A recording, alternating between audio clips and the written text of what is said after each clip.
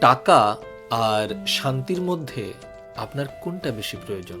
আসলে এই প্রশ্নটিই ভুল। কারণ টাকা আর শান্তির মধ্যে যে কোনো একটাকে বেছে নেওয়াটা ভুল প্রশ্ন।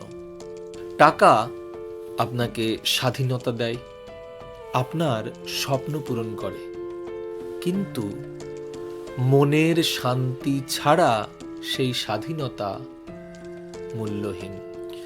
অন্যদিকে শান্তি যদি আপনার পেটের খিদে থেকে মুক্তি না দেয়, তবে সে শান্তিও কিন্তু ক্ষণস্থায়ী।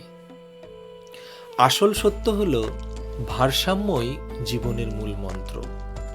অর্থাৎ শান্তি হলো জীবনের মূল ভিত্তি, আর টাকা সেই ভিত্তিকে মজবুত করার হাতিয়ার।